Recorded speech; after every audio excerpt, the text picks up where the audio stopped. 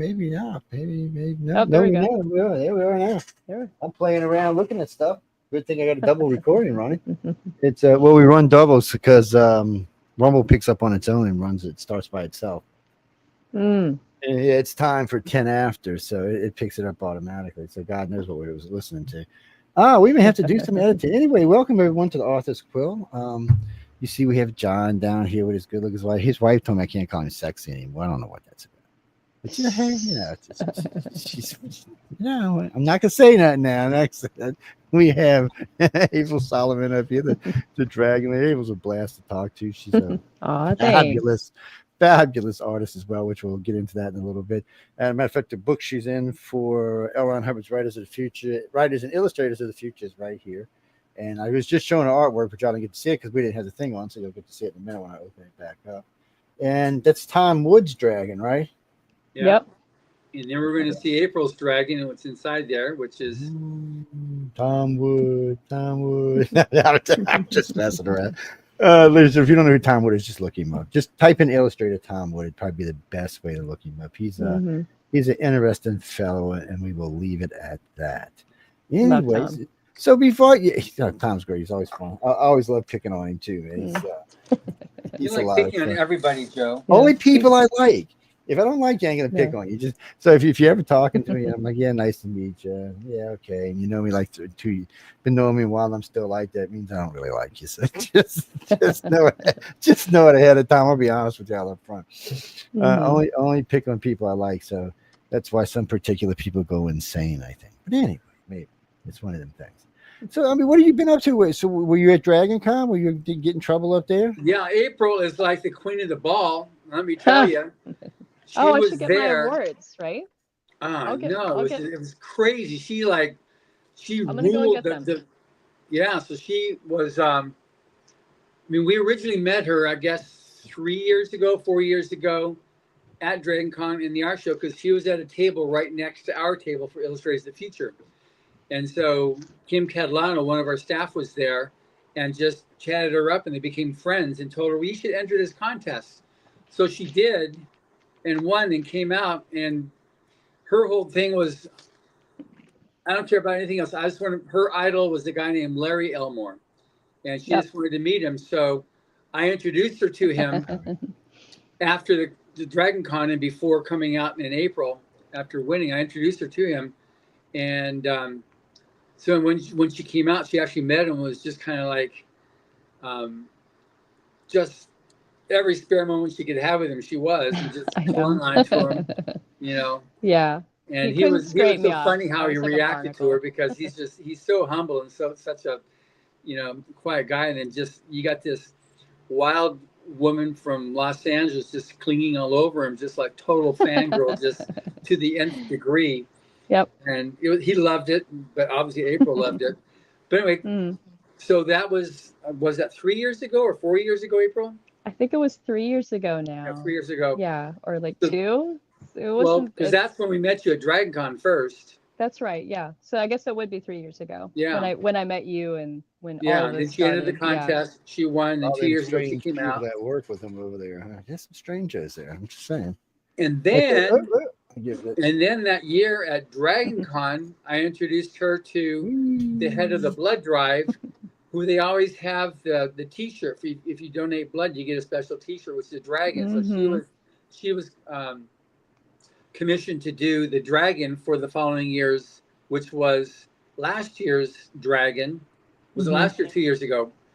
But so she did the dragon for it, which was awesome because there's like 3,000 people that donate blood. So her T-shirt, her art went around to 3,000 people. Just all people were wearing all throughout Dragon Con. And then this year, she had all of our art on display. So I'll turn it over to you now, April, to tell your story of how you were just kind of like, the end of it was that she was on the floor just totally like a blithering blob. But anyway, so up to that point. That's sweet. Thank you for filling that story all the way up till now, John. That was great. So every year at Dragon Con, they have this art show and the art show has a gallery wall that all the artists can hang their work on and there's like essentially 4 very long walls, and they're kind of in between the art show, and people hang up their work. And so everyone who goes to the art show, you can also go and see the gallery wall and see everyone else's work and see what they do. And people will, the artists will submit their art on the gallery wall for contests for, like, best fantasy, best sci-fi, best sculpture, best jewelry. But in my case, what I really wanted this year was best dragon. That was the only award I cared about. So I have this oil painting I did of a gold dragon, and I painted it when I was in art college. And my boyfriend, who's so sweet, he got it framed. And so I was like, okay, I'm going to enter this painting. I'm going to ship it from California to Atlanta, and then I'll have a nice original frame painting to put on the gallery wall. And that'll be the painting that I'm really hoping will win the prize of Best Dragon. Well, not only did I win Best Dragon, and I was very surprised to get the other 2 awards. I got second place in Artist Choice, and then I got Best in Show. I was so surprised. I'm like, me? Like, what about everyone? Like, I'm surrounded by so many amazing artists, and I'm humbled every time I go. And these artists now are really good friends of mine, and I'm so grateful to say that. But I was really just surprised, and so I got the awards here to show you. So here's the Dragon Con Best Dragon. It doesn't say the name because the awards will, it's all voting, like right then and there on the spot. And then this is the Artist Choice second place. Cleaning up at the Dragon Con. And then here's my Best in Show plaque that they gave me.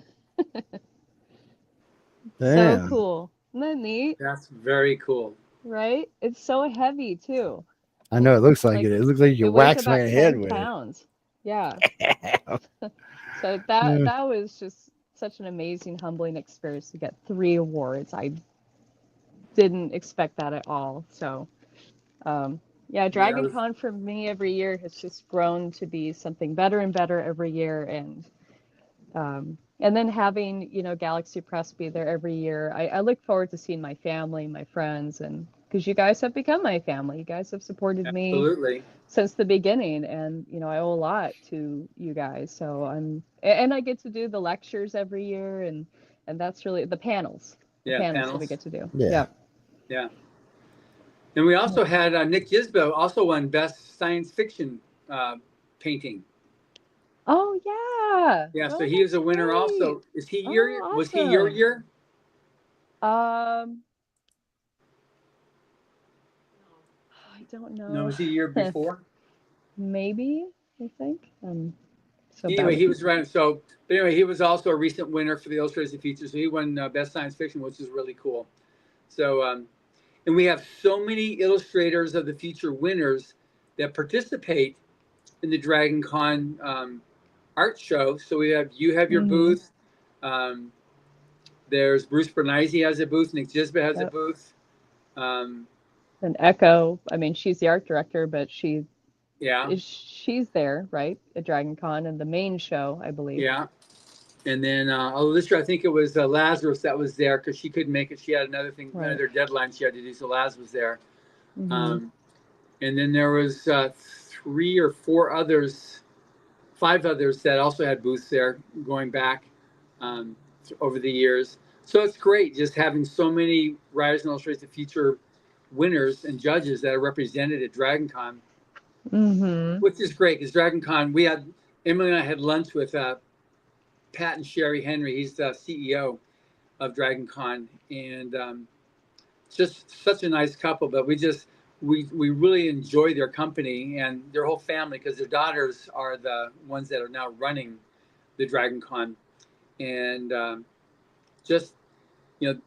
he was a keynote speaker half a dozen years ago at Writers of the Future at the awards event. And he obviously talked about dragons and all the significance of a dragon, the different kinds of dragons and different colors, what the significances of them. So it was great, but he's just they make sure that we have ample space and that our winners get, well attended to. And so it's great because those are the people that were in the show floor. But then we also had another 4 or 5 illustrators at our booth at in the main show, and that was, so it was just so nice. And it's we're such good partners working with them to be able to celebrate the arts, writers and artists. So it's really good because we make such amazing friends. Like, you're one of those people that I'm going to be keeping my feelers on as time goes on, because I'm always looking for the people that we can trust to continue carrying the torch, as life progresses for people. People come and go as life cycles go, and so I'm always looking for, the people that are going to be able to continue on with what then basically what the contest is created for by L. Ron Hubbard back in '83, to provide that means for the aspiring writer and artist. So, people like yourself are living examples of giving the right, encouragement, the right recognition, your ability just to take off. It's your talent, but it's just getting some little help on paving the way and keeping the barriers clear, so you can just have a chance to fully grow, which is what is so exciting. Which I really appreciate. You to have that support and help. I would have never gotten where I am today if it wasn't for the help and support of others in my life. Yeah. So it's important. We need to have Elon Musk. He needs to commission the first dragging Mars photo or picture. I wonder how oil would do on Mars. It is 1/3 gravity. It ought to be interesting. I don't think it would flow very well because it's so cold. I don't think it would. I think it would be pretty. That'd be hard to work with. Be right back, y'all. I think the dragon would have to be painted here and then transported to Mars and framed up there. Yeah, the first oil painting framed on Mars. Yeah. Yes. But it would be the first painting on Mars. Yeah. That would be a very interesting experience. Yeah. How long does it take for oil to be set enough that it can actually be rolled and stored? It would be, my brain wants to think about all the scientific things that would be, like you store oil paint in tubes, but what would the pressure do, or what would the temperatures do? I don't know. That would be interesting to find out. Only by doing it could you find out if it would work or not. I don't know. So if it was on Earth, how long would it take for you to be able to paint something and be able then to roll it up and put it and tube it? And then tube it to Mars? Just tube it in general, just on Earth. How long would it take for it to be dry enough? Oh, well, I don't paint very thick. They call that impasto, like really thick paint. I don't really paint thick. So my painting can dry within a couple of days. Oh, wow. Okay. And so I layer and then when I get to the bright highlights, then you dab it on, and it's like a mini gob of toothpaste. You just gob it on there, and that's what makes the highlights shine. But that would take, so the thicker it's applied, the longer it takes to dry. Right. So, but I know artists who have to wait months and years even before their paint is dry, before they can clear coat it. It's crazy. Like I can wait a month and it's dry, or a week. So. But then those are the paintings that are like 1/4 of an inch thick or something. Yeah, like people who use like palette knives, and they coat it on like frosting, on a cake, just like an inch thick of frosting, like paint. And wow, that would take a long time to dry, and you better have a lot of paintings on the conveyor belt, because imagine like waiting a year before you could sell a painting because you needed to wait till it was dry. You got to have a lot of paintings ready to go and ready to, unless you sold that one painting for $1 million, then you might be okay. So do you have your painting ready for that $1 million? I mean, I keep telling myself 5 more years, and you know, I always feel like I'm never ever quite there to where I want to be. And you know, and I was talking to Larry Elmore about this, and he's like you said, he's so humble. He's like, No.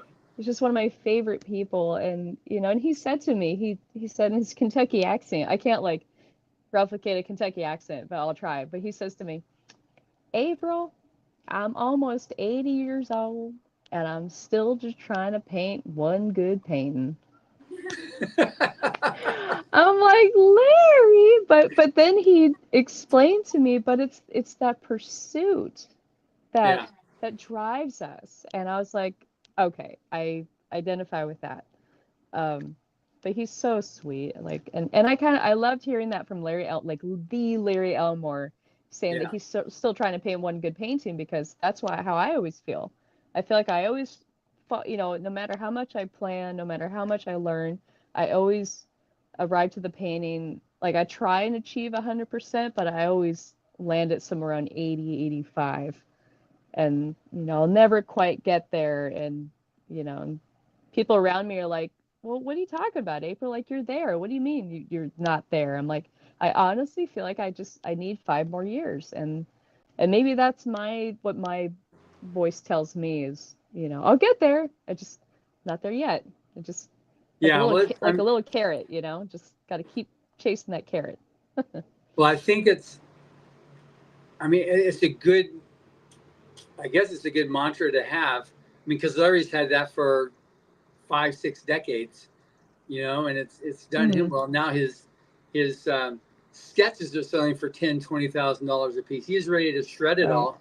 And his partner, his friend said, no, let me see if I could do something on eBay. And then all of a sudden he tells his stories. And my sketch, I was going to throw it away. I got $20,000. You know, he was just like, yeah. So it's great. More power to him, because he is so good in what he does, and his care and his paintings. It's like it's amazing to me. You know, when he told that story, someone told him, oh yeah, I recognize that's an Elmore rock. I said, what do you mean it's an Elmore rock? I said, your rocks all look the same. And then he decided, okay, I'm gonna have a look at a rock, and he realized that it is. I don't see rocks as different from one another. So then he really started getting into rocks, and then he got into water, like running water and waterfalls, and realized his waterfalls were all the same. And so he started really paying attention to them and what makes water, and because his ability to deal with people and plants is just, you know, second to none. But then getting to these other things, I mean, he's always upping his game, you know, just so it's an amazing testament to, you know, you can be an amazingly successful artist, but yourself see that you know, I got more to learn. That's right. Yeah. I think as soon, and I think you definitely hit the nail on the head. There's more to learn. There's always more to learn. And I always kind of like metaphorically explain painting or art in itself like a giant house. And it's got all these rooms, and I want to explore all of the rooms with all the little intricacies. And then I think I know every room in that house really well. Yeah. But then I find the secret key and I unlock this door, and then it opens up this whole new part of the house I never knew existed.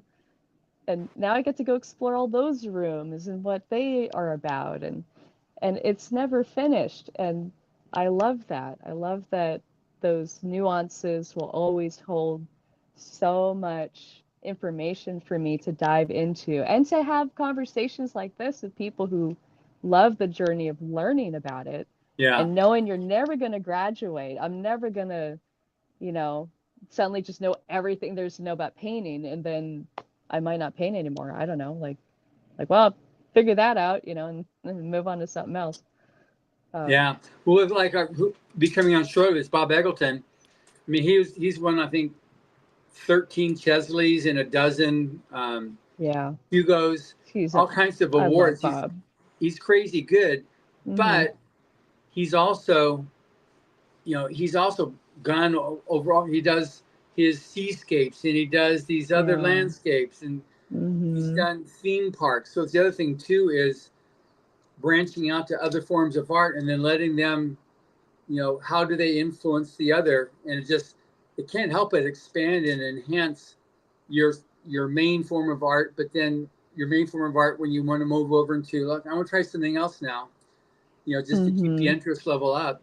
All of a sudden now you've got your seascapes have certain qualities that you're able to bring from your fantasy art, and and then when you go back to fantasy, your other more pastoral type paintings can influence that with the way that the colors work or the contrast works. So it just seems to me like it's easy for me to say, or maybe it's not easy to say, but I'm not good at drawing or painting. Here's your page, and you're just so amazing. Why don't you explain your art there? Okay. Thank you. So yeah, you're looking at my website, which is aprilsolomonart.com. Try to keep it really simple so it's easy to remember. Yeah, April Solomon Art, my first and last name.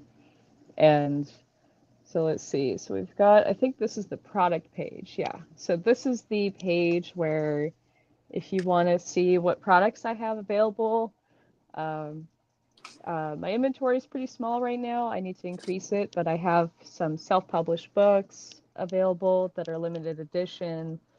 I only printed 250 of these books, and for every book that I sell in person, I do a little drawing. So you get an original sketch with every book.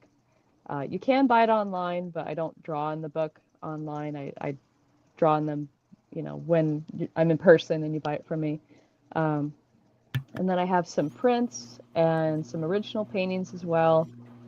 Again, all my inventory is not up on my website right now. I need to add it all. Bad April, bad. I know. But I'm being honest. And I've got my fine art page and I have my illustration page, which when I was talking to Lazarus during my portfolio review, he gave me some really awesome suggestions. And he said that if art directors are coming to my website and you have an illustration page, then they can have an idea of what your work will look like if you get hired for a job. So it has a different level of finish. And then fine art still has a level of finish, but illustration is more related to the art of storytelling. If, I want to get hired by Magic or D&D or, any kind of book publishing company who wants me to do a book cover, then they can at least have an idea of what I can deliver for them. Is that what your ultimate goal is? Is it to work for like one of those companies like D&D or I'd love book covers to. or I keep getting so close. I always over the years I've known a friend of a guy of an art director. And now I know a friend of an art director. Now I know an art director, and it keeps getting closer. Yeah. And I have friends who work in, the companies, and, and I just keep figuring out how to adjust my portfolio so they look at it and go, oh, okay, we can hire her. So I'm just being patient and I'm just working at it, and, I know it'll be the time when it's the right time. And in the meantime, I'll just keep bothering them, Yeah. Okay. This piece, yeah. Yeah, well, I'll leave it. This. Wait, where'd it go? I lost. Okay, see, we're going to rename this to the Mardi Gras Dragon. It looks, He looks like he should be on bourbon. It's Yeah, he's drinking bourbon, fire whiskey, bourbon. Right. Give him a hurricane. See the beads? I see beads. Yeah. Yeah, it's all kind of good stuff in there. I love what you maybe did. Joe can help you on that, April, by submitting it to Joe knows everybody, so he can maybe submit. I wish. Everybody I know is retiring or dying, one or the other. We'll get them before they die. Then it's kind of funny. It's kind of weird at the same time, though. It's no, I love. I don't know, something about that eye, man. I want to make a marvel out of that or something. Yeah, that was a fun piece. That was actually a piece I did for when I was with DCD Collects. They're a really great company. They deal with collectibles, but they also hire artists to do work for these box breaks that they do on like live. They open up boxes and they're themed around it could be fantasy or horror or portraits but they'll commission artists to do original art. So every box you buy has an original piece of art. If it's like a trading card size or a 8x10, but it's all random. You never know what you're going to get. And so they asked me to be at their booth one year at the San Diego Comic-Con. And Doug Dreyer, he's the owner of the company, great guy. And so he asked me, he's like, well, could you do a piece, to hang in our booth so that you have a nice showpiece? And so that dragon, I did that for that year. And I think that was 3 years ago now. It's a good looking dragon. Well, that's the year you came to our booth and signed, April? That was the year before I think that was the year I met you guys. Okay. Yeah. I think that was because I went to San Diego Comic-Con. I was there for a day.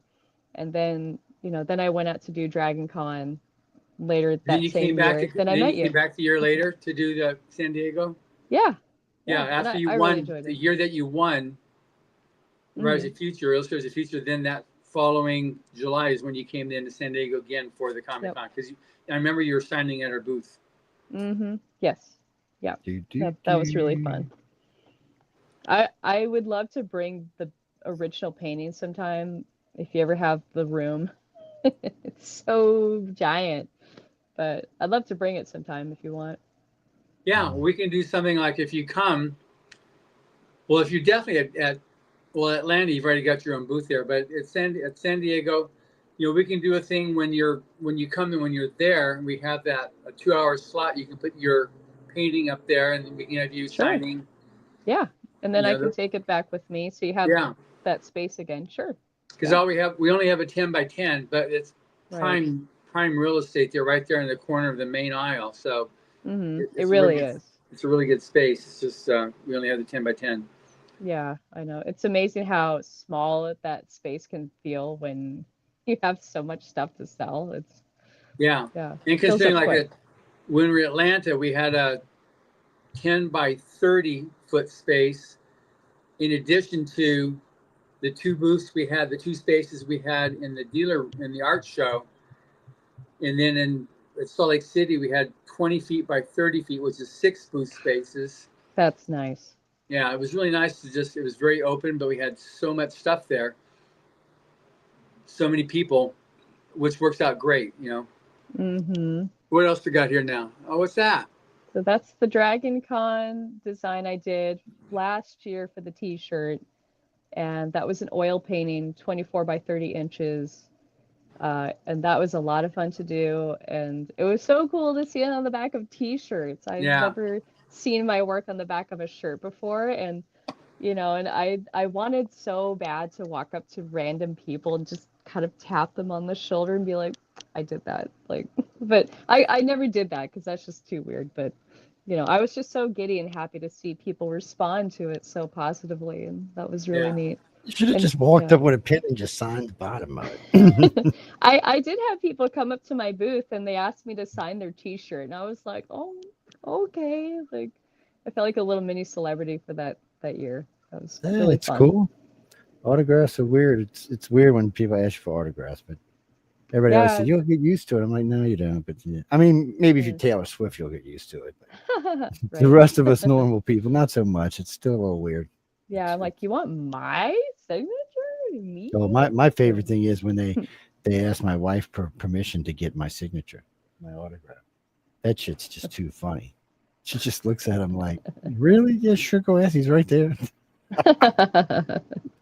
It's just like, gotta go through the gatekeeper to get to you. And it's a friend of mine's like, we were somewhere and he's like, man, everybody's asking for your autograph. I said, yeah, but we were just in that store down the street. Nobody knew who the hell I was. I was like, it's all about where you are and what group of people you're with. That's all. It's a lot of fun. But Dragon Con's always a lot of fun. I mean, I always have a good time when I'm there. And there's always a lot of good people there. And there's just so much to see and do. I've only seen the art show. I'm working the whole time. So I know there's a lot of stuff to do. When I see you working girl, you have to stay there with the booth. Well, not all the time. So but she's great when she breaks out for that 1 hour to do the panel. It's great because she's able to provide really good tips and information. You know, these guys. Which panel were you on? Were you in the one where the alarm was going off the whole time, or were you the one before that? Emily told me all about it, and you guys should have some kind of brownie badge or patch or something that you could put on a jacket, because to do what you guys did during the alarm going off, that's amazing. It was pretty wild. It was wow. It was pretty... My God. Yeah, I heard someone like set off the fire alarm at 5 a.m. at the hotel, and it didn't stop till like 1 o'clock. Noon? Yeah, 1 o'clock. Yeah. But they couldn't turn it off, but the hotel couldn't turn it off. You needed to have the fire department there, and the hotel didn't have keys for it. It had to be the third-party company that installed the alarm system. So you had to have them there with the fire marshal. And so they both had keys to be able to turn it off. So you had, it's probably more secure than what the U.S. government does on setting off an atomic bomb. You know, you had to both go in and turn the key at the same time to shut off the alarm. Yeah, one of our high-end properties were like that. And I remember the lady called my company. She said, "Joe, this is going to take hours." I said, "I'll come over there." I walked in. I said, "That's a box right there." I said, "Now look." I said, "Here, sign this." I said, "Because I'm going to damage the box." I said, "So I'm not going to pay for it." It was 3 minutes later. It was peaceful and quiet again. They were like, "How the hell did you do that?" I said, "I popped the lock in the box, went in, unplugged the 2 identifying circuits, and now it's just sitting there." I said, "Well, all I got to do is come turn it off and plug it in. It'll be working fine again." Man, because I couldn't play because it was one of them ones that was really loud. I had a it was like a wah sound. Oh, it was horrible. It was like ours. Yeah, it's deafening. I mean, I know why they do that, because you're in a hotel. There's a lot of people. They want to make sure you get out, but that causes as much panic as it helps. Actually, well, it would be nice if they had something at the MGM. What was that? 20 years ago, 30 years ago, in Las Vegas. Oh yeah, I remember that. Actually, yeah, I remember. Yeah. So when you're gonna do your Blue Dog Dragon pictures, you know how like they did the Blue Dog series. I don't mean like the Blue Dog, but I mean like that type of series. You know, that way you could do like 12, maybe a dragon a month or something. I'm not sure about the Blue Dog thing. I don't know what that is. Well, I have you don't have Blue Dog in California. I thought that's where it started at, was in California. I'm not saying you didn't. I just don't know what it is. Oh man, that's it. That's it. We're gonna do it, John. It's anyway, you'll see it. You'll just type it in and you'll see it. It's just one of them dumb things. Now I'm curious. Now I'm gonna have to look it up. It's one of them dumb things. They all went to auction. So it was like when they were doing down here, they did the pelican thing where they made these pelicans and they set them out on all the different corners in front of all the buildings. And then they made these signs to show you where the fun stuff was in different areas. They were just numbered. They would be like a picture of a shrimp and a number next to it or something. People started stealing the signs. It was I was like, get out of here, man. It's they were trying to make it easy. Yeah, well, they were just trying to make it easy for tourists. You know, have a little map. You get the little map when you come in town. You'll see the little thing, little emblem on it. Go place to place, but they just kept snatching them. So the guy, by the way, the reason I brought it up was the guy who painted the little shrimp. You know, he's a shrimp, just a shrimp, nothing special, on an orange background, was paid $500 a sign. Wow. You know how many signs they bought? A lot. 25,000. Holy shit. Wow, you're set, dude. I wish I would have been smarter. It was just the dumbest thing I ever seen. I mean, you could have probably went and bought a decal cheaper than that. And you know, just put a decal on it or something. I don't know. I thought it was a little weird, because usually down here that's what they do at street signs, is they put these good for him. That's retirement right there. No, yeah. Well, it's like the guy who did I think his name was Larry Hatch. Is he Larry Hatch, Larry Harris? He did 10 years of Mardi Gras posters for New Orleans for the Mardi Gras, because every year New Orleans has a specific poster designed every year. And so he did 10 years worth. He did the demon and the angel and the devil posters. Ooh, that's fun. So, you know, then there's a bunch of, I got lucky and bought one of his oils. I had no idea what he had. And this old gal I paid $750 for. I think I sold it See, it was 35,000 is actually what I got for it at auction, and I had no idea what he had. But anyway, well, the first year they put him out. There was a good poster. A lot of people bought it. I think about 2 million posters sold. I think he was getting. I think they were going for about. No, I think they were $19.99 in the plastic frame, $9.99 rolled, and $30 if you got them in like that black lacquer frame. So it was 2 million. I think he was getting somewhere. It was 20% off the sales, so he did okay.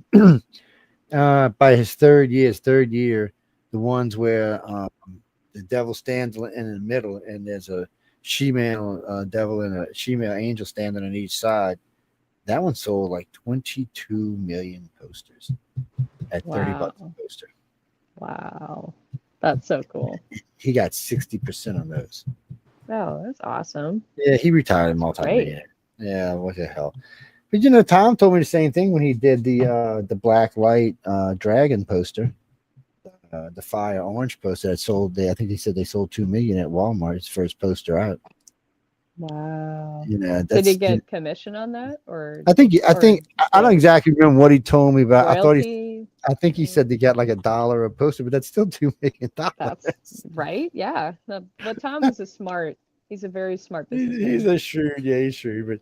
But he told me, I remember we were talking, he told the story on air too. It's on one of the archives that we were talking about it. But it's I noticed the illustrators who, like yourself even, who are more, how can I say this without getting in trouble?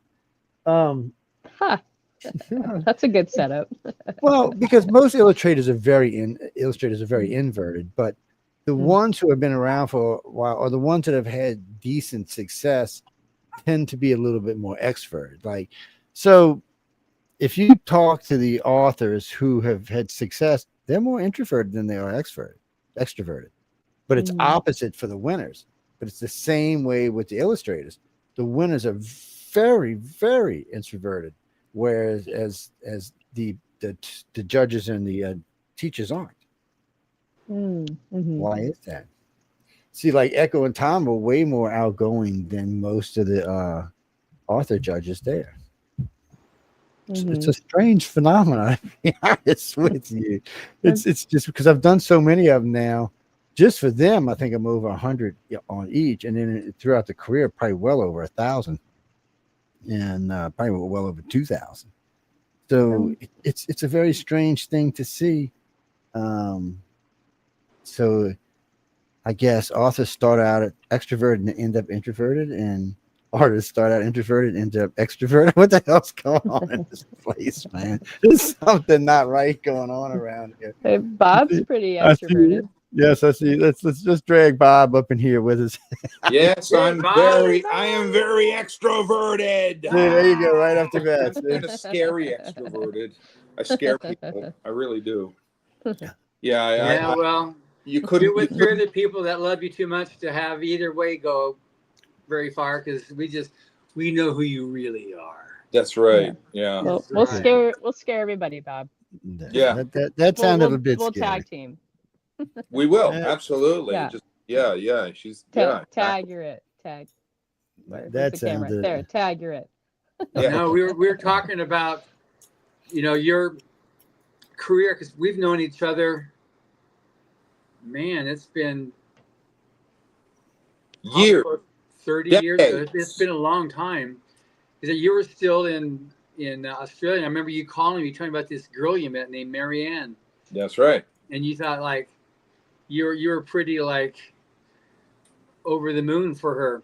Well, we just had our 27th anniversary yesterday, so there we go, That's great. So well done. Yeah, it's and I don't know where the hell the whole years have gone. It's just I don't know where they've gone. I really don't. I'm 65 now, and it's. I started this. I was in this contest since 27. I was. Yeah, so that's wow. Upwards of almost 40. Yeah, 40 years. I mean, you were one of the founding judges of the contest. So, but it was amazing just tracking your career. And I remember seeing you a couple times at Dragon Con when you were doing paintings during the convention. come up and we chat a bit, but then you have to get back to your painting. And you came to, I think, Lost Con once. Yeah. And, yeah, we did. I came to Lost Con. I've been to some of the World Cons, and then the World Cons got all kind of weird, and I just sort of went away from it. Unfortunately, I had to bail on them too a while ago. Remember bringing Anne McCaffrey to them once, and we did a play there at no, that was at Dragon Con. We went to World Con. We did another play when it was in Los Angeles. She came up. That's when we had the awards event in San Diego. Then we came up to World Con in Los Angeles or Orange County, and we did a play there where she was she loved performing. She wanted to be an actor or a singer, opera, but she couldn't sing, but she had a burner voice, and so her coach said, well, try something else. I said, okay, I'll write. So it worked for her. I didn't know that. That's wild. Huh. But we were talking about it earlier, Bob, was just how, Larry Elmore, how he's just, when she was talking to him, they said, I'm just trying to paint, what was it, a good painting? He said, I'm 80 years old and I'm still just trying to paint one good painting. Yeah. Well, hey, God bless him. The best painting is the next one. That's my belief. Yeah. And, the funny part is, as I've gotten older, I'm liking a lot of what I'm doing more.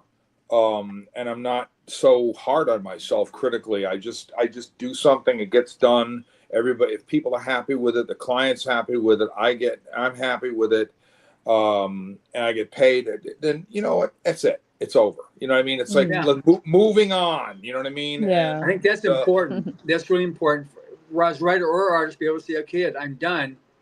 Next. Mm-hmm.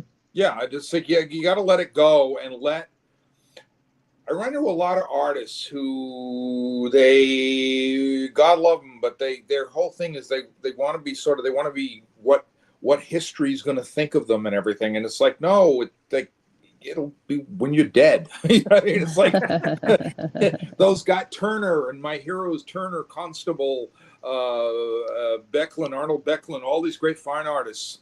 I mean, they never planned that. They never thought about that. They just sort of did their thing. And then when, here they are, they're still legends in museums now. And that's what's important. I just don't worry about those kind of things I just don't. Yeah. I mean, like with Frazetta, because he did some paintings for us, and he just loved to paint. He's one of those guys that he could not paint, and he loved doing all different stuff, like yourself, like April, like any good artist, or writer. You can't not do your art. Mm-hmm. Yeah. Everybody thought of Frazetta as like a god and everything, and I said, no, he's just a guy. Yeah. Mm-hmm. And he came to one of the events, and this was in 1997. I have a very good memory. 1997, it was at Cape Canaveral, whatever. And it was pouring rain. We had a rainstorm like you had. I was filling the parking lot up like that. And I had a car, so I became everybody's friend. And Frazetta showed up to this because he was living in Florida at the time, and he had just been through getting over a stroke, and it was visible that he had. So his right hand was no good, so he was learning to work with his left hand, and we were just talking about stuff, and he was just like. He was just a person. He was just a person, and we're walking through this. So Ron Wolotsky, the late Ron Wolotsky, and myself had a picture with him, and Ron called it Frank Frazetta and Two Guys. I've got it somewhere around here, and he just was great. And I was talking to Ellie at the time because Ellie was staying in the same hotel, and they were staying in the same hotel. And they just we're talking about the weather. We're talking about he was so unceremonious about things. Yeah. A guy. Yeah, it is. But it's like, with Larry Elmore, he's one of the most humble guys I know. Talking with you about your art, you just kind of, you're not into all the significance. You just, I'm just painting my next painting here. But, you take a look, you've got like what, 13 Hugos and 12 Chesleys or whatever. That's those types of numbers. So that's automatically, no matter what you say, it shows the league that you're in. And to be able to just be your friend and have other people to be able to come up and chat with you is so cool, which is one of the great things about science fiction and fantasy, about fandom, that you can do that. Mm-hmm. Yeah, I just like try to be a person. I mean, I try to be just a normal human being. And well, you're nothing but normal, Bob. But I get I'm not nothing but normal. I'm pretty weird, actually. It's like April asked me a question.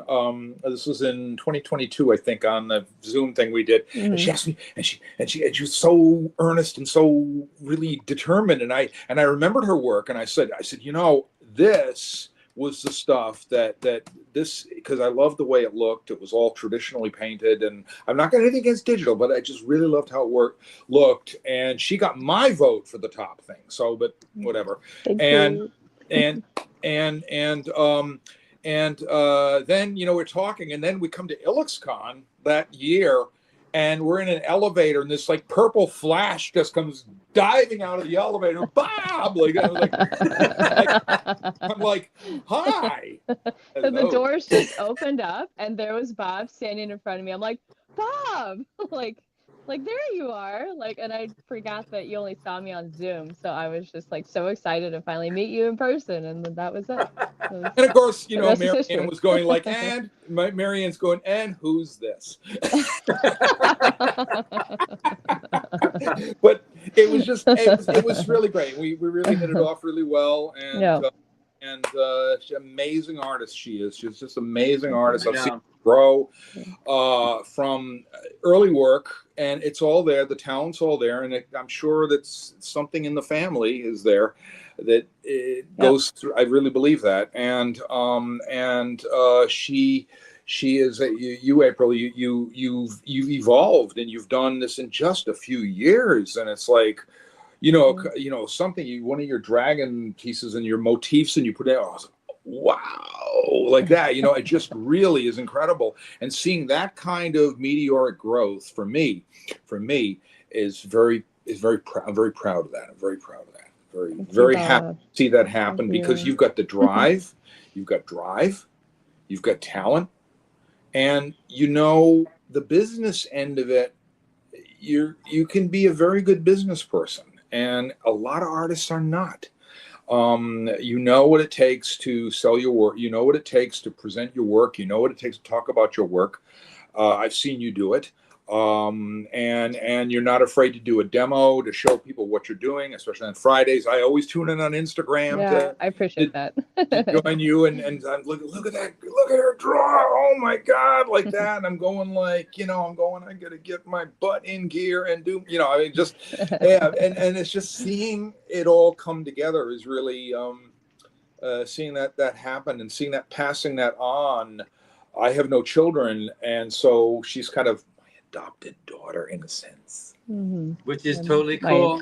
My other dad, and because like Kelly Frias adopted me as one of his sons back in the day, and I found that out from Laura, and you know, you remember Kelly's, he was like, you know, he was one of these great guys, you know, like that, you know? and so the nice hook around the nice circle. I did 20,000 words of essays and co-edited Kelly Frias's big art book, which is coming out maybe this year or maybe early next year. I don't know. It's taking 3 months to bind it. It's got 1,000 pages, and it's like this. And you need a forklift truck to handle it, and it's going to be at a $400 or $500 book. And they have stuff in there, like we hunted down stuff. Any collection, and the guy publishing it just wanted to just make it a beautiful item. So he's got the Queen album cover, and he's got like when they did the album cover and the whole story behind it. And I wrote 20,000 words of essays, and I learned so much about Kelly writing those essays, and how, you know, he was part of Mad Magazine for like 4 years when he disappeared. He disappeared from science fiction for 4 years. So he was part of Mad Magazine, and you know, and what he used his sense of humor and his humorous illustrations to counterpoint some of his more serious science fiction illustrations. And of course, he came back and he won a bunch of Hugos in the 50s. And then in the 1970s, he won more. He won 5 more. So he became a 10-time Hugo Award-winning artist. He was a guy that renaissanced into it. And through the 80s, he kept busy and he just really was able to kind of keep at it and keep going at it with a real great spirit. And he was the first coordinating judge for the Illustrators of the Future. Absolutely. And I was one of the first people he wanted on board. That was what I remember the call. I got it at night. Al just called me up and he's like, "Hey, Bob," Al just talked like that. And he goes, "Hey, Bob," like that. He goes, "We're doing this contest." And I couldn't say anything about it. He said, "Don't say anything about it," because the legal work had to be done and all that stuff. So he says, "It's going to be co-running with the Writers of the Future." And he says, "Kelly wants you to be one of the first people that he wants to bring on board." And I said, "Yeah." Absolutely.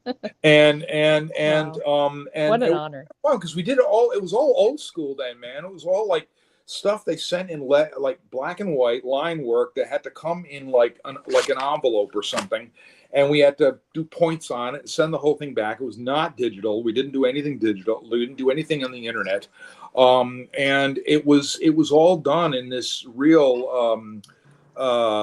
We were kind of feeling our way along as it was going along, and there was some truly fun times we had. I mean, it was like, and now you have the event specifically in Hollywood, whereas it kind of moved all over a little bit. Yeah. We were in Washington one time, then we were down in I think Houston, Texas. Yeah, we were in Houston a couple times. We went to Florida, like you mentioned. We've been to New York. We've been to DC, San Diego. We were there for an event once.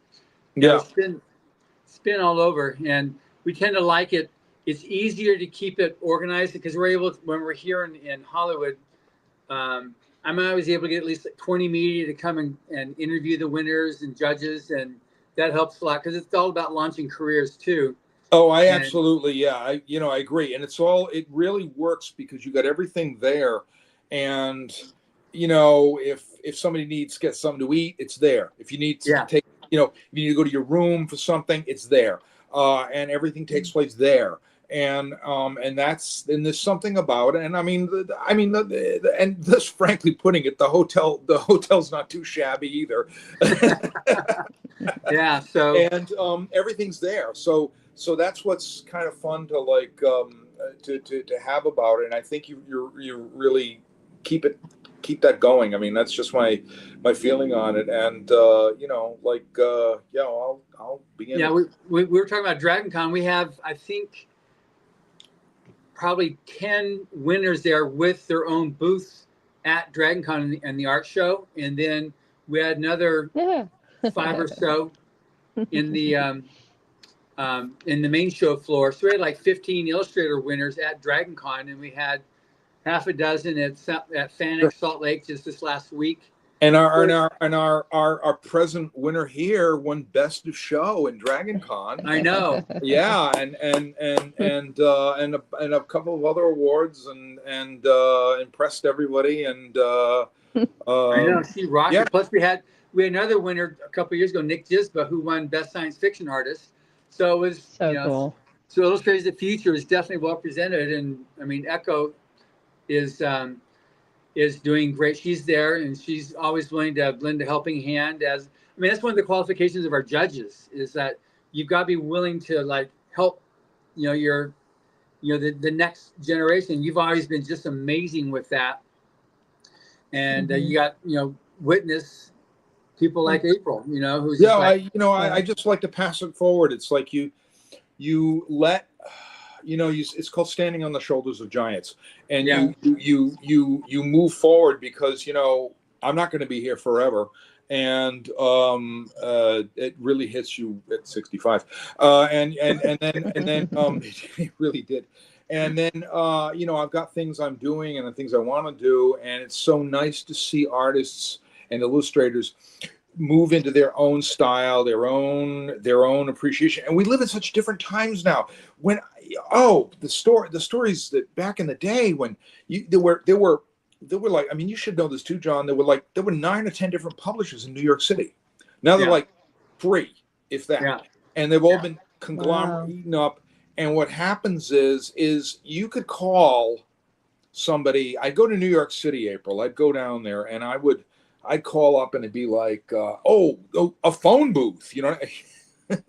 Yeah. And I'd have a list of numbers, and I'd get Isn't that just Doctor Who? I'd be like this. I'm talking like this. I'm going, hi. Yeah, hi. Is Diane Luger there? Yeah. Okay, sure.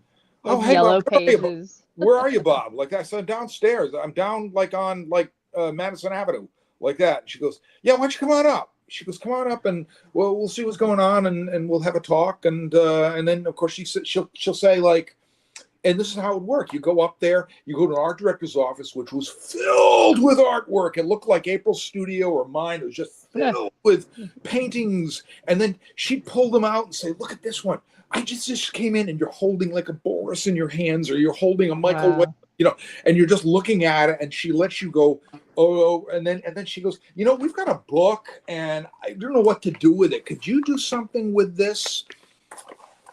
Yeah, like that. And then she goes, you had lunch? And I said, no. And she said, you like sushi? I said, never tried it. She goes, you're going for sushi. So we go to sushi.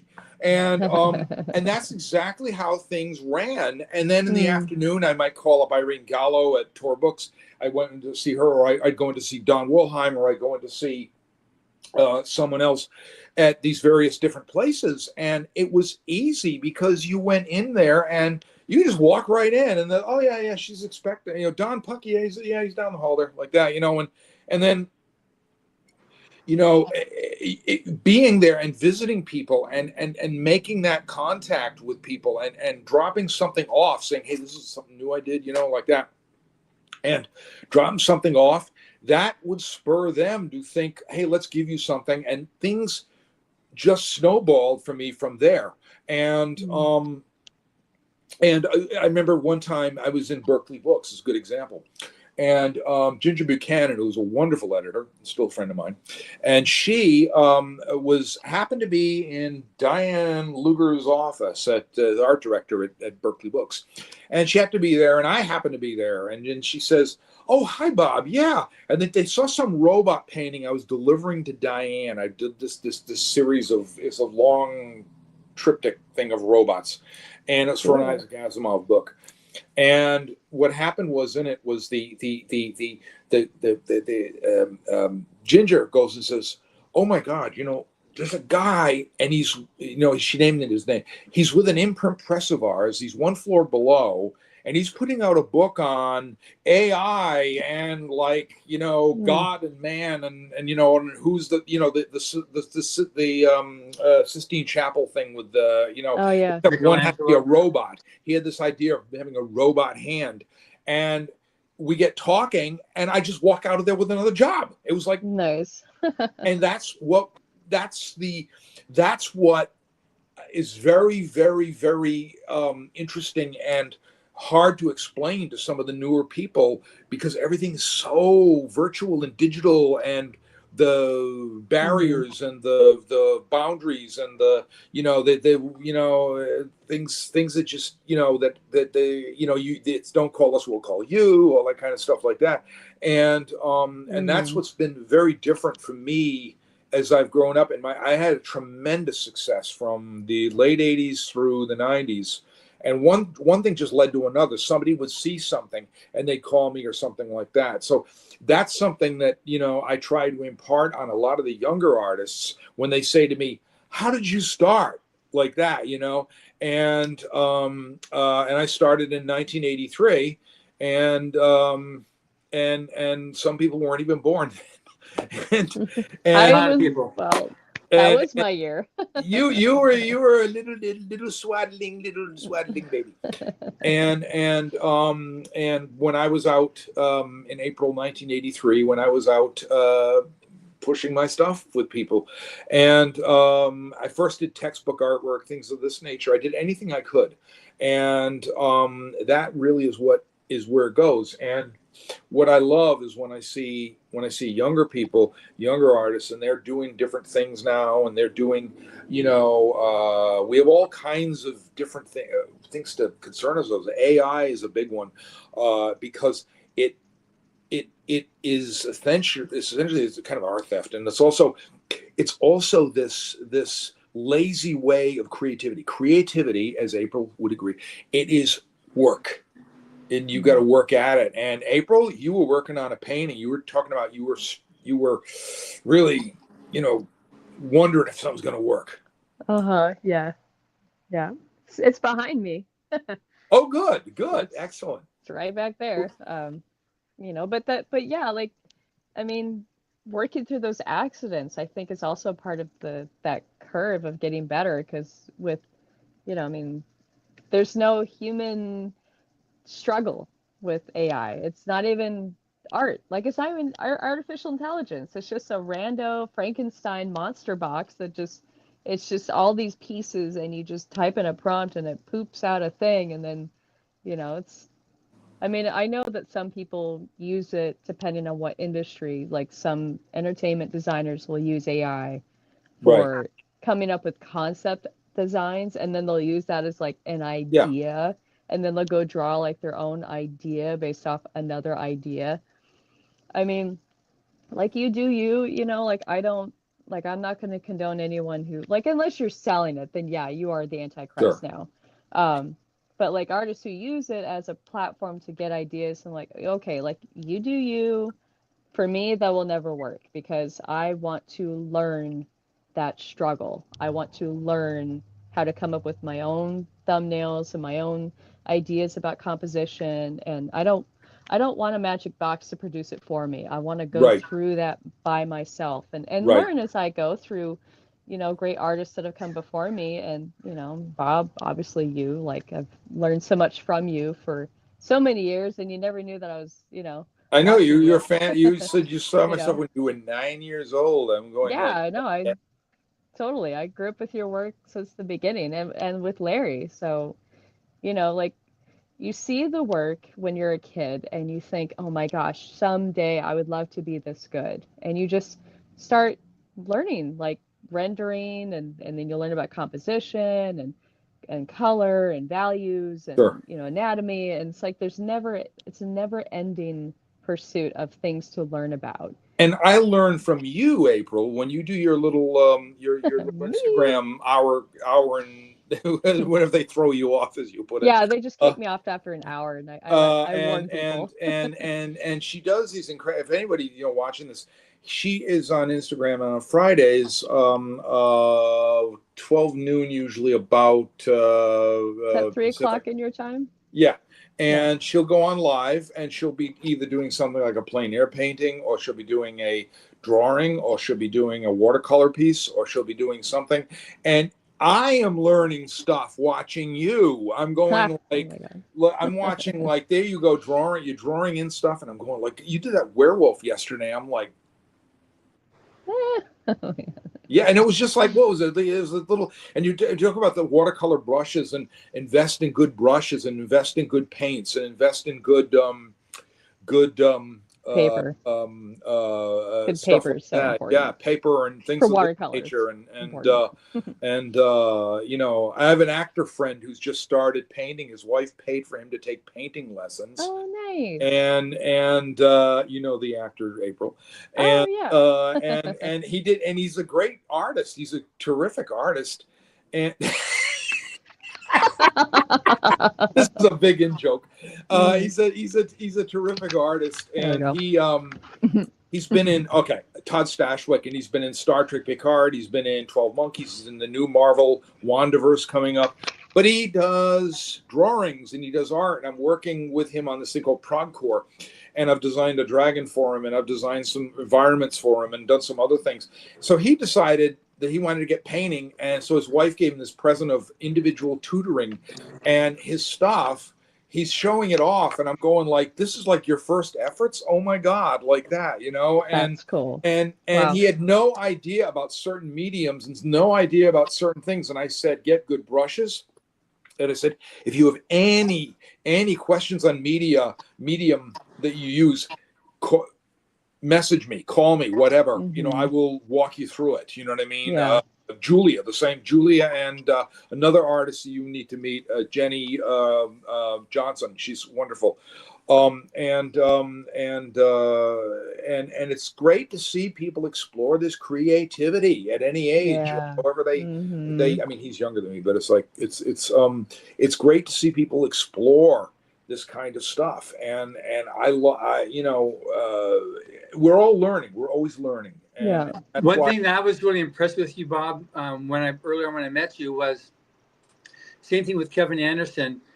You guys were able to paint to deadlines, and you told me about sometimes you got jobs because whatever artist was assigned to do a cover, so I can't do it, but they needed it by Monday, so you get a phone call, can you? Said, yeah, I can do it, and you would do it, so that was also a major thing for me, that someone who has that kind of integrity, that and it's count on you.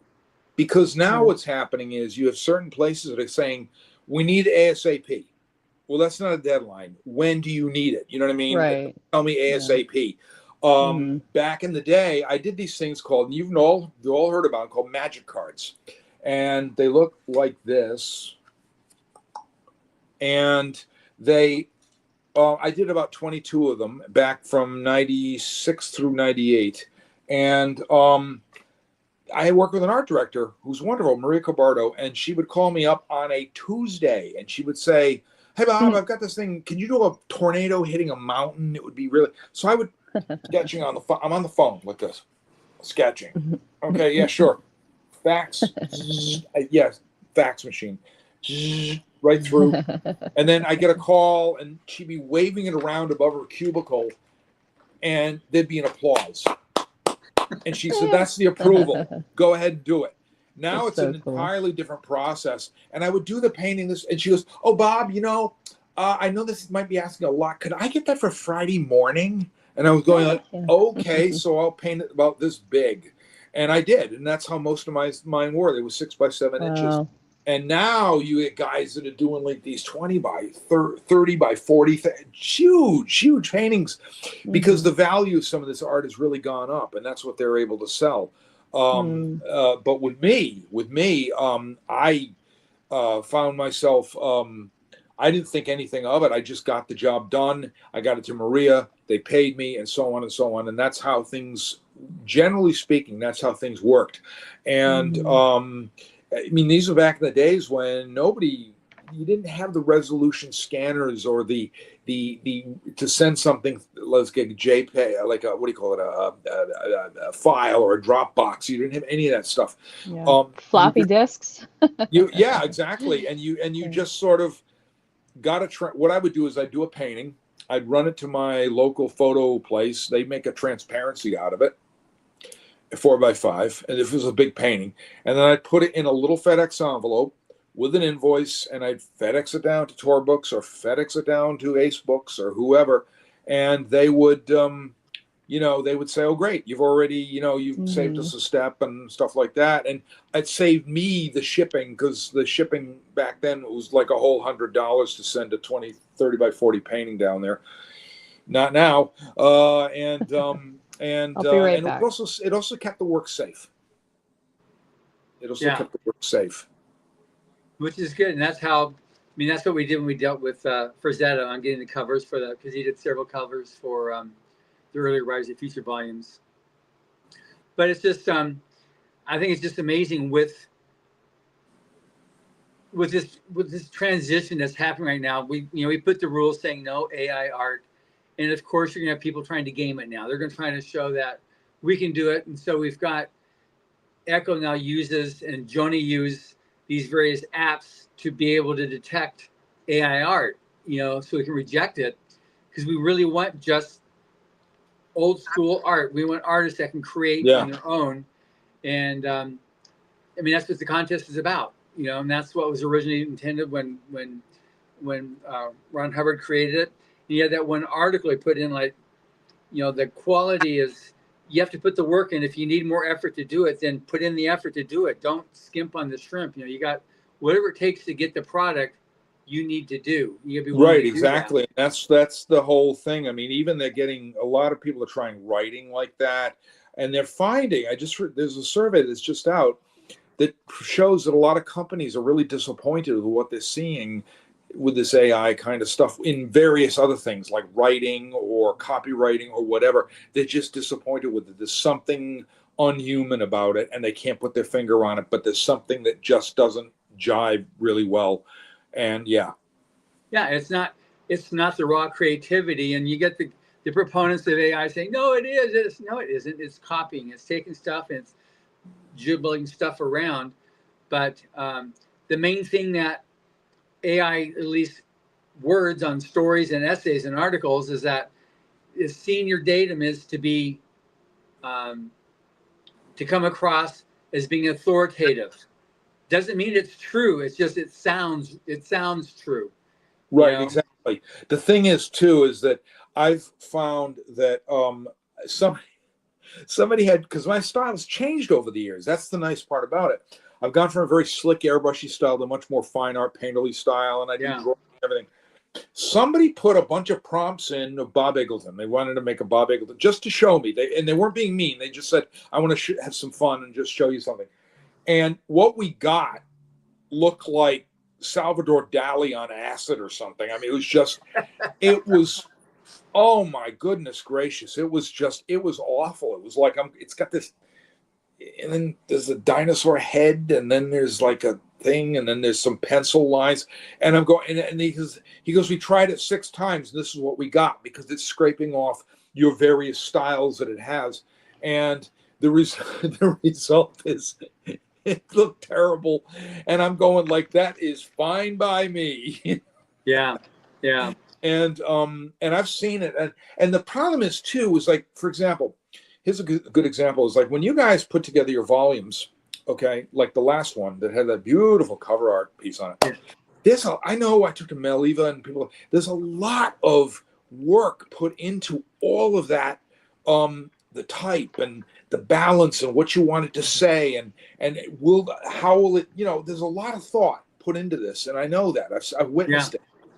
We have reached a society where there's so many people that go, it'll do. You know what I mean? It's April. April is like the ultimate. She does framing her work for actual art, and it never fails to be beautiful because the frame is part of the art. And I'm trying to make you blush, April. My freckles have blushed long before.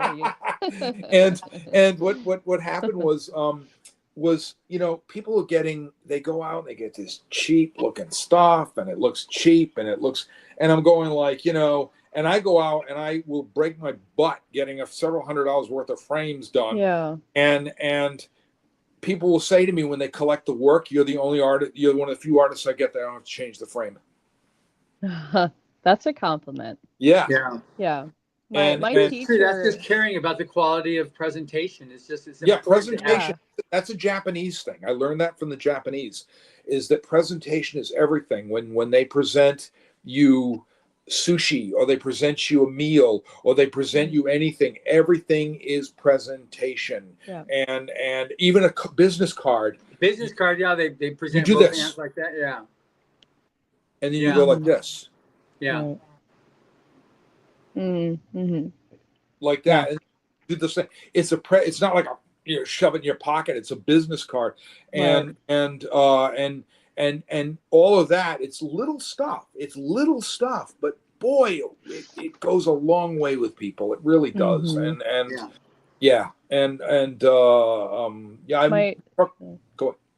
Oh, sorry. Just to piggyback off what you're saying, my teacher, Michael Savas at the Laguna College of Art and Design, in his classes, he was very, very regimented about presentation. And he would have us cut mat board, and we would, and it'd have to be a nice, like, perfect cut, no tape, no smudges, and you'd make it look really nice. Like, it wasn't just the drawing that needed to be good, but that presentation that you would, we'd all show up with the hand cut mats, and everything had to be taped, and you put that up right on the wall with everyone else's piece, and just that alone, like, would make yours stand out or not. And he talked about getting jobs where he was competing with guys who were way better than him, but he would show up he would do his work on time, and his presentations were always immaculate. And that's how he got more work than someone else who was better than him. But his presentation would totally make sense. Make all the difference. Right. Makes Yeah. sense. Right. Exactly. The presentation's everything. Same way with the conventions. It's the same way. It's the presentation. You show the work, and it, you know, it's. I mean, we're always running around like chickens with our heads cut off, just getting ready for these things. But you know, ultimately, it's the presentation. And yeah, I know. Believe me, I know. Yeah, I'm one of these people that likes to, you know, I've been with this contest so long and seen so many winners and so many people that have gone on to great things. Sean Tan. Yeah. God. Wow. I gave him the award. You know, there's a photo of me. You'll love this, April. I got to show it to you. You were probably about 6. when this photo was taken, and I'm giving an award to Sean Tan, and it may have been the grand prize, and it was just when he was getting going, and you know, and he's gone on to become kind of a legend in Australia, and I mean wins the Astrid Lindgren Award, and it's from Sweden. And you know, he wins this award, and it's very public, $750,000. Wow. Yeah, and it's just a grant. It's a grant to be able to do what. And he's got a section in Australian bookstores. You know, he's got a section, and that's amazing. It is. It's a place called Dimmock's. He won an Oscar. Yeah, and he won an Oscar. He won an Oscar, and I knew he was going to win the damn thing because, like, you know, he did this animation and he won this Oscar, and I mean, my mouth fell open when I was like, oh my God, Sean Tan won like that, and and then he won a Hugo the same year. He's won 2 Hugos, and you know, it's so funny with the Hugos because in 2010 it was in Australia and he was nominated, of course, and you know, people are going to, oh, you know, Bob, I was nominated too, and I said, they go, I'm afraid you know, it's probably going to go to. I said, I wanted to go to him. I voted for him. How do you like that? Like that? Yeah. And I got enough of these things, you know. And I said, that's the last thing I want to do is get on board a plane carrying a rocket-shaped object. Yeah. and yeah. So it's just he's been like a rocket. He's been an absolute rocket. What he's done with it. Yeah, he's been great as a judge. Cool. So it's modest, really good. Modest as all get out. I mean, yeah. Oh my God. I mean, he's like, just, you know, he talked to him. He's like, you know, he's like this. Do you think so? Like, you know, like that. And he just, I love it. Oh God. What a sweetheart. If you met him, April, you would love him because he's just he's modest about a lot of the stuff, very modest. And he puts out books that get like published in Australia, and then they get picked. Sometimes they get picked up over here. But there's also he's got an art book out that came out, and it's really quite lovely. And he's been so experimental in his early work with the Writers of the Future or Illustrated Future.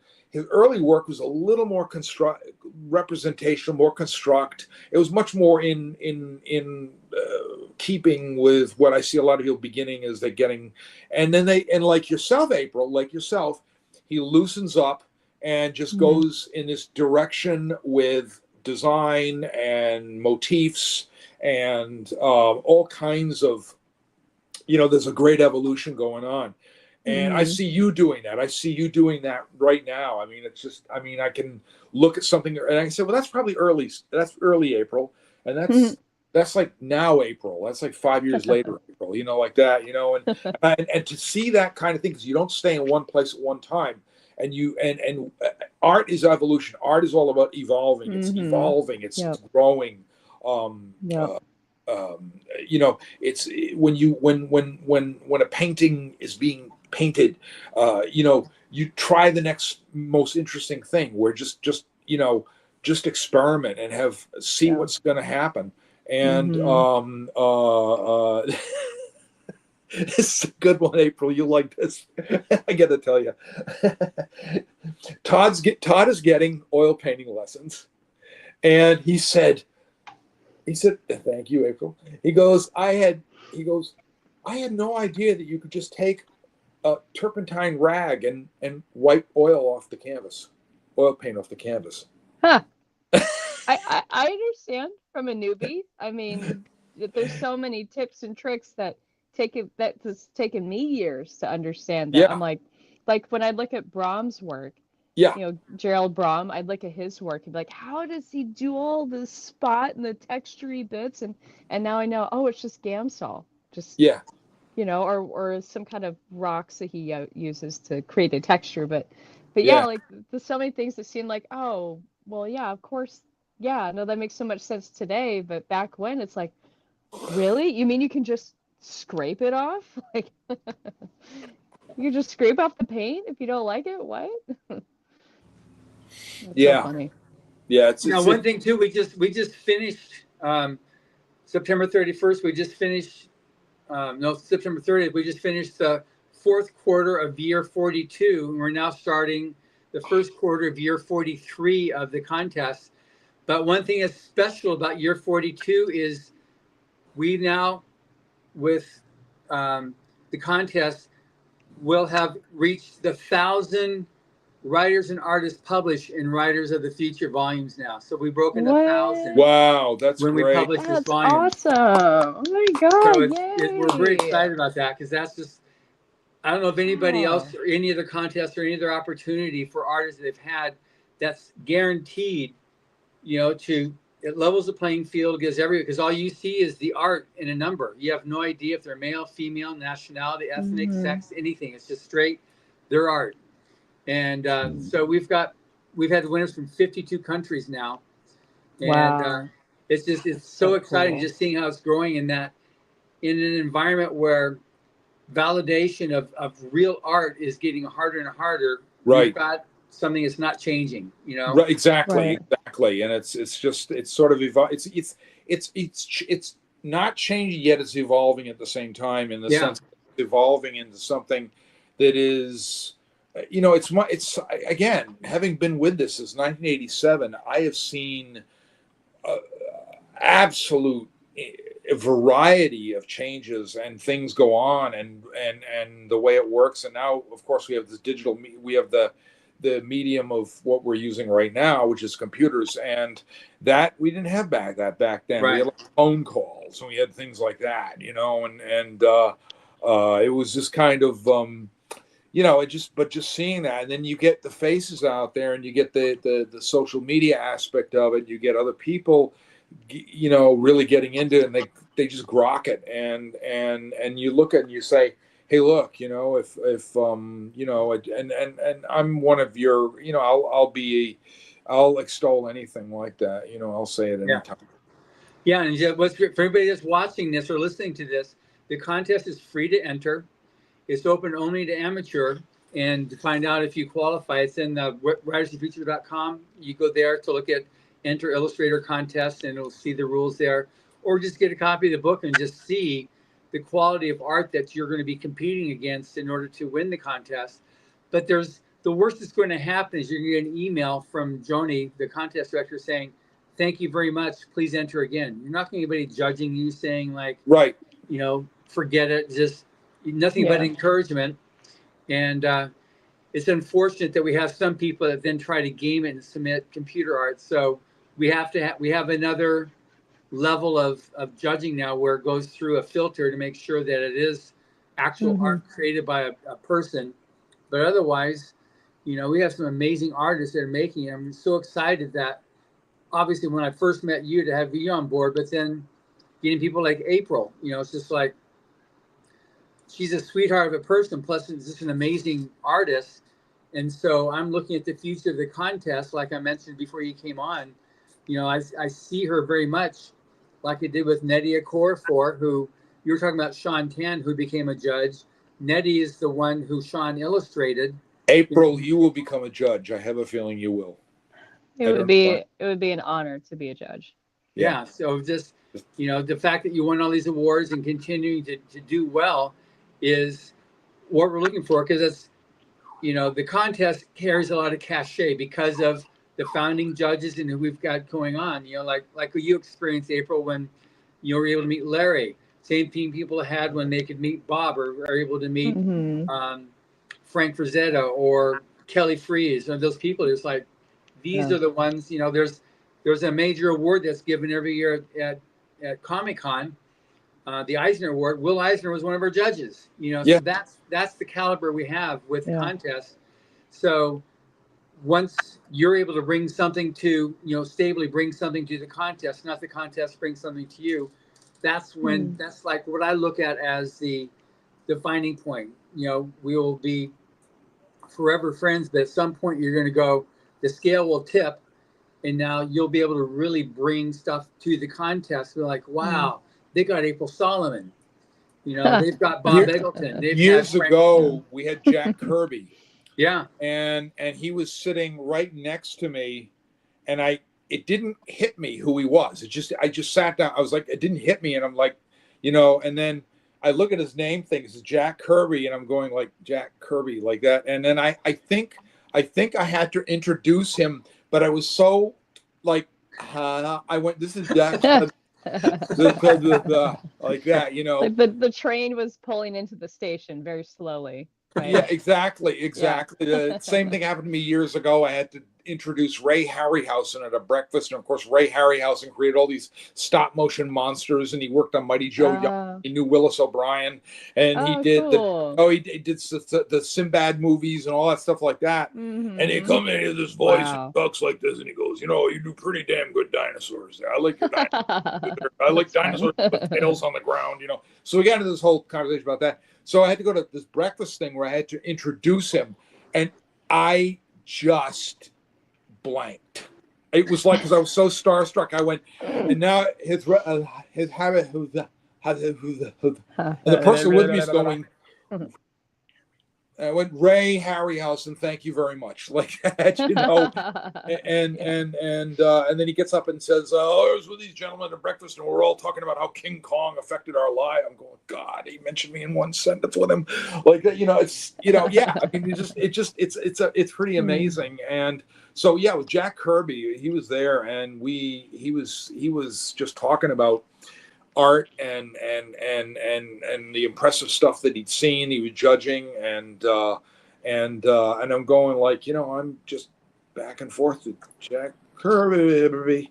Yeah, it happens. You know, you get so many names in your head, and I'm not good with names at all, you guys. But when it comes to artists, my name is John Goodwin.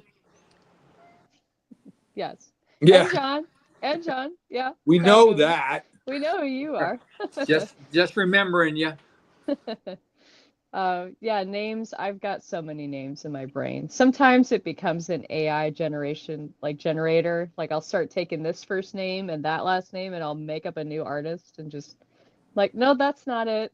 Try again, brain. Like, let's get the right name. I'm good at some things. I'm really good at some things, and Emily, my wife, is great with other things. So I like to do things with her, because names is not one of my good things. She can see a billboard 20 years ago and remember that was the actor that was in that movie that she never saw. And these are the people that were in that movie with that actor. And I was like, okay, you know, I'm just like that way with faces. I can recognize a face, and know exactly who it is on the tip of my tongue. And then I go, you know,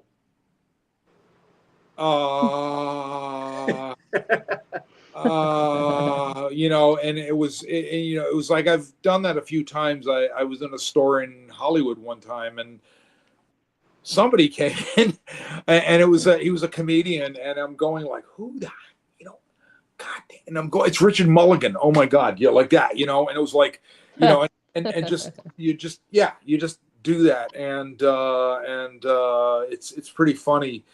My brain will recognize a face, and because it's visual, you know what I mean? It's a visual thing. Yeah. And the name is the thing that, you know, it becomes that guy you mentioned, or, you know, that, what did you say his name was? Yeah. No, I get that because on the podcast I've just uploaded, I think episode 245 or something like that. So that's almost that many different people I've interviewed, books that I've read, or artists, or editors, or publishers, and I remember the faces, but then I'm like, what's the name? What's the name? What's the name? You know, just trying to before I get up to see them, and then sometimes they'll say, I'm sorry, I don't remember your name. Or I'll go up and say, hi, John Goodwin. And they'll say, yeah, I remember you. I said, well, go ahead and tell me your name, please. And then I get back, because I remember what the interview was. I just don't remember the name because I'm not good at that. But I'll remember the story and I'll remember the book and that type of stuff. But like right now, I'm in the middle of reading 5 different books for I've got 5 interviews coming in the next month. So, and I got to pace myself because I'm leaving in 10 days for Frankfurt for the Frankfurt Book Fair. Well, cool. 2 or 3 interviews there. Yeah, that's fun. But it's great because the podcast, like this show here that we're on right now, this will hit about 4 million viewers, listeners, and the podcast is about 3 million. And so it's been very, very successful as it grows and gets the following of people like really want to know. And so as long as you can have, class act like Bob and April, then it helps to continue to grow up because they get stuff that like they won't get elsewhere. It's it's the Bob and April show. Exactly. With special guest John Goodwin. Exactly. And then hopefully our monster Joe Montaldo surfaces again pretty soon. So he can. I never left. I've been here listening to y'all. Okay, so it's keeping the mics locked because it's cruising the coast down here. So we have cruising the coast for 2 weeks and about 10 days in October. So every old person I know, including myself, old person with their really nice cars from God knows when, completely fixed, completely maxed out, and are just screaming up and down the highways, music blasting, engines blasting. It's insanity for 2 weeks is what it is. And the sad part is I doubt anyone here is under the age of 50. I'm just telling you. It's more April's only 19, but otherwise Bob she's like 19, so she's so much like yep.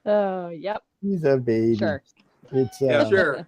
Take the baby while you can, because one day you won't be a baby. So enjoy it while you can. Be young at heart. Just be young at heart, and that will transcend everything. We'll take the show on the road, April. You know what we'll call it? Sure, yeah. April and Bob, a pair of draws. Man. One good podcast can make more money than just about anything on the planet. So when somebody that's 400 pounds can get paid $108,000 a month to eat Burger King, the world has definitely changed. Is all I can tell you. It's definitely a different place. It amazes me how much money you can make for just doing absolutely and completely stupid things. Just selling stuff. That's amazing. You're not wrong. Don't get me started. When I was young. Don't get me started. Just But then the fact that we can do this show here, it's been now for about 2 years. It's almost 2 years old. This December will be 2 years old. And that we have 4 million people interested in listening and watching this there's also interest in quality stuff, that are really, at least from our perspective, is quality. It's something that you can learn and inspire. If you got you yourself, if you're an artist or somebody else is an artist, it's like beginnings can be very, very humble. You don't have to be a, super rich person. You don't have to have, anything particular. I mean, Larry Elmore started, he had a pencil that he used a knife to sharpen, and he used the box that his mom bought the groceries in every week. That was his initial, what he used to draw on, because he was so poor out there in Kentucky. Hey, Joe, be careful with that lightsaber. I don't want you to lose your nose or something like that. I know. But everybody did see you'd make $1 million doing that. Oh my God, he lost his nose. The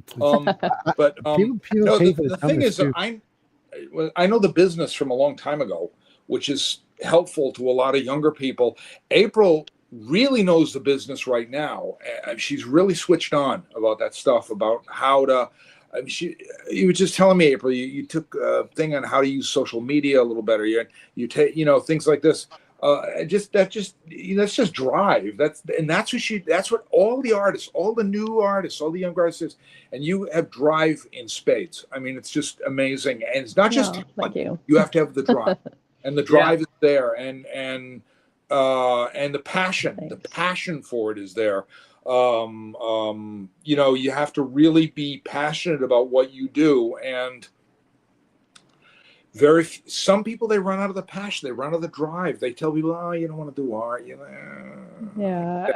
that's so heartbreaking to me, and I really appreciate that, because I feel like, I'm just figuring out as I go, and I have so many people in my circle that I reach out to, or they know that I'm willing to hear any advice that they can give me about how to grow as a business person / artist. Sure, exactly. I know how to draw and paint. Well, I mean, more to learn there. But, the business side, that's, that has been something that I think it should be taught in art schools with learning how to paint and draw. I think that's also really important. Which is why the workshop is so valuable too, because that's part of what you get is the business side, That's right. Because some artists are so willing. I sold something. I got paid for this. I got paid $100 for this thing they spent 50 hours creating. Right. It's just like, right. It's wrong. It's wrong. Yeah. But they don't know better. But then being on the show too, you're going to have people discovering you. Well, both of you right now, maybe for the first time, like, that's really cool. So I like her work, because we went through your website, that Joe did, and it makes a big difference. That's how people can discover you too. Yeah. You do the conventions and have that drilled down pretty good, but then also doing this show here. How many people, Joe, watched it on the various TV channels? Joe? I lost Joe. But anyway, there's we have it's that lightsaber. That lightsaber took everything. Yeah. Oh, my damn earbuds. I think I messed up the plug going into my earbud or something. Oh. Can you hear us? Yeah, I can hear you now. Yeah. Okay, good. So how many people are actually watching this right now on your various TV channels? I don't know, like 5 or 6. How am I supposed to know? No. From weeks past. It's on average this show. So right now in Roku, probably somewhere between 20 to 40,000 people are watching us right now. That's so cool. Then I don't know if I put us. Yeah, I did. So today we're actually on Fire Stick as well. We'll probably pick up about 10,000 over there. And then globally, I mean, the radio side of the audience is where everybody's at. I would venture to say we'll finish somewhere between 3.7 and 4.3, 4.4 million. It's but people are so many people. No, it's not. I mean, probably 800,000 in the U.S. We'll even say 900,000, and then this show's broadcasting to right at 160 countries. So do the math. It sounds like a lot, but when you start breaking up between, countries and cities. I don't math, so. Well, North Korea is checking you guys out right now. You got 20 people in North Korea? It's growing. Yeah, we're up to 21 in North Korea. I remember when we got our first. This was so weird. We got this one. We have one person from North Korea. I'm thinking this must be Kim Jong-un watching this. I mean, who else can be listening to us assholes? And this was a whole different show than this one. And I was like, and then all of a sudden I know it was 3, then it was 5. Now it's about 21. And right now, currently, I can even look and see. There's probably about 11 people in North Korea listening to us. Probably have no clue what we're talking about, but hey, they're listening. I mean, we got people in Venezuela listening. As far as I know, there's 3 shows on the network that go out to every country on the planet. Wow. And then it's strange. And then, like in the U.S., we go out to about 400 cities, but it's kind of cheating when you say that, because some of the cities might have 3 listeners or 5 listeners or 10 listeners. They're still listening, but it's just a handful of listeners. But it's a difference with podcasting, because you go everywhere. And then we have 2 FM branches. We have 107.7 in New Orleans and 105.3 in Mississippi, so on the Gulf Coast. So we cover that territory as well. And then the TV, and then all the video feeds, because we're on Rumble and X and YouTube and Facebook. I think the station owns 44 social media feeds, give or take, probably totaling across all of them about 700,000 followers across all of them. It's Just something to do. Something for the youngins to do, though. Like, look, man, I started all this. Y'all some bitches that can go work on these pages now. Because sometimes you see a lot of interaction, sometimes you don't see any, but people don't realize how easy it is to make money, because if you've got just 6,000 listeners and you're charging them just $6.99 a month, you're making $41,000 a month.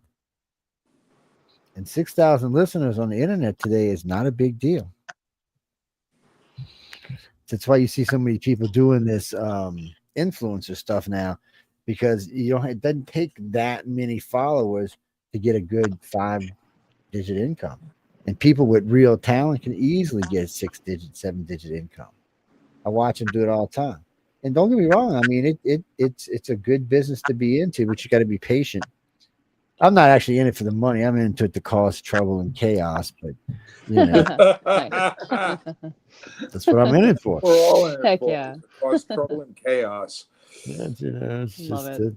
But just because we're getting close to the end of the show, but for anybody that loves dragons, and if you're Japanese, Gojira, but otherwise called Godzilla. Gojira.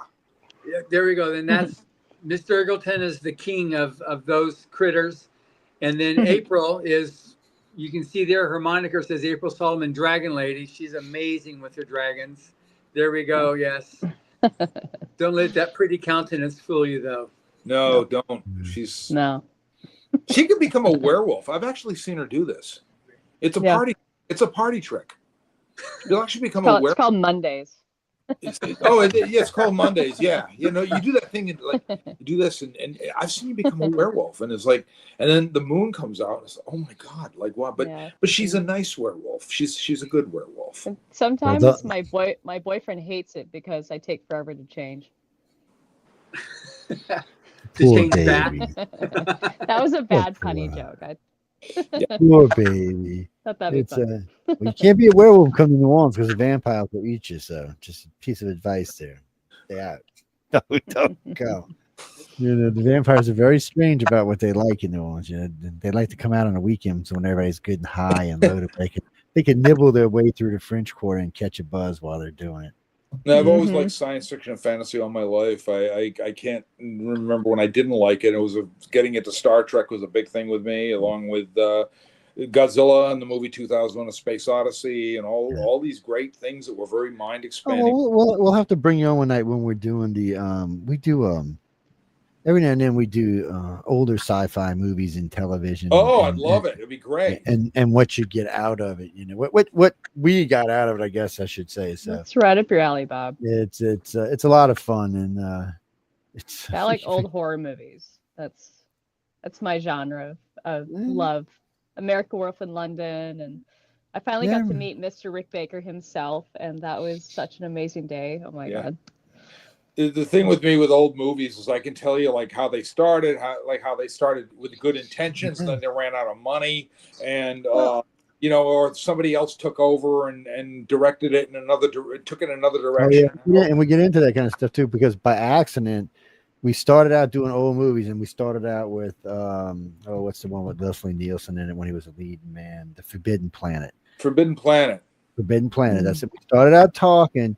And then before we realized it, we're an hour and 15 minutes into the show, and we're still not off of this one movie yet. I'm like, okay, we're putting time limits on these from now on. We're gonna have a little bell. And now it's difficult to watch that movie without just looking at him and going like, it's a hospital. What is it?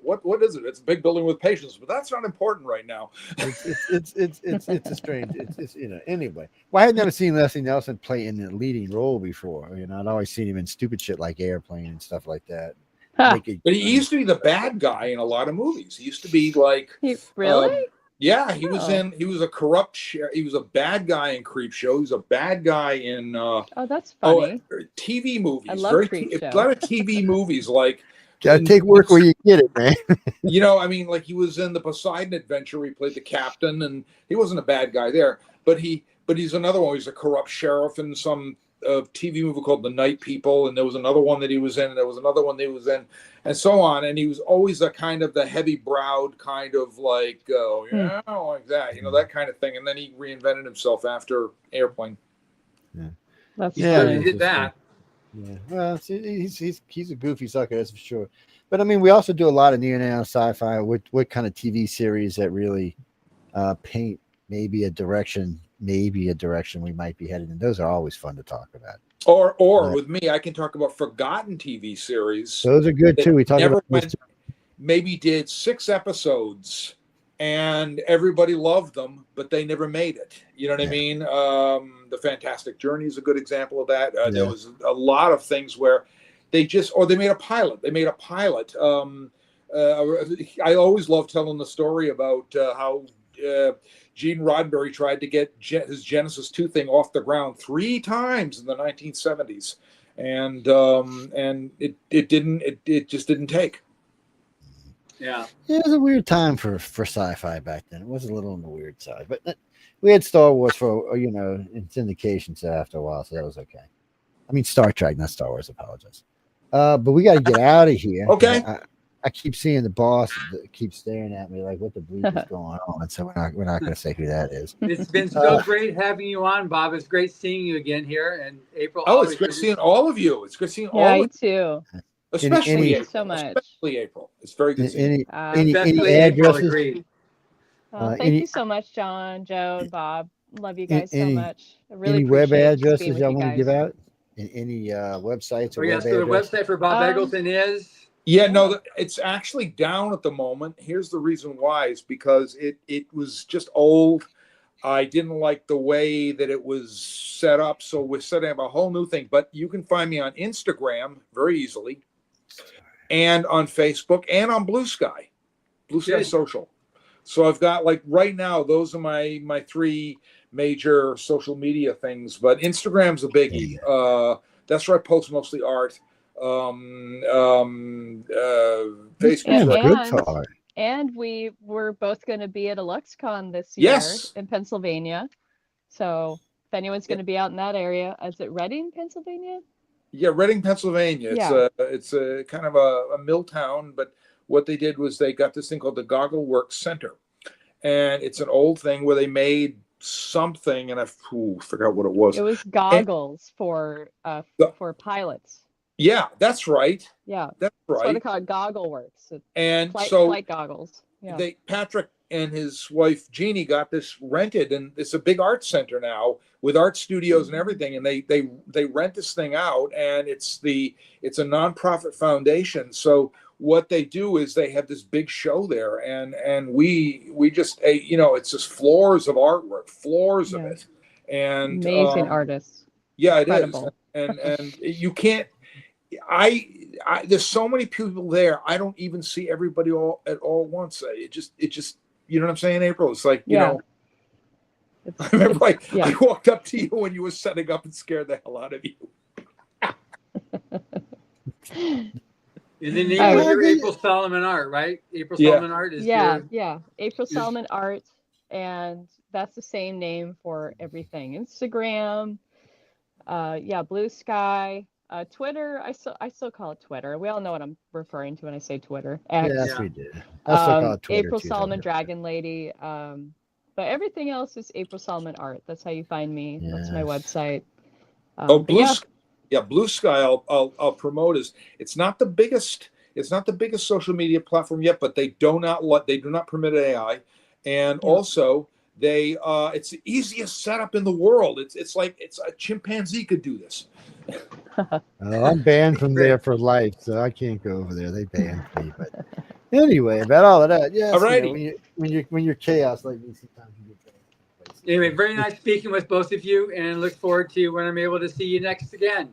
Thank you. Too. Thank guys, you. Y'all stay safe out there. I know it's getting ready to be happy Halloween. Pretty soon we should see some good Halloween. We have the holidays coming up. But anyway, we got to get because I know we have another show with some very strange, weird people coming on. It's called The Chat, and the hosts over there are just, I don't know, man. There's something wrong with them people.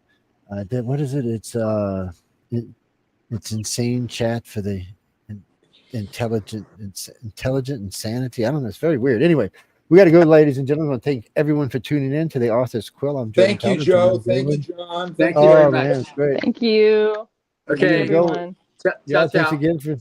Thanks again for listening to United Public Radio and the Authors Quill. And come see us in about an hour on the chat. And there's a lot of good shows on. And still, don't forget Sean Hazlitt is on later tonight.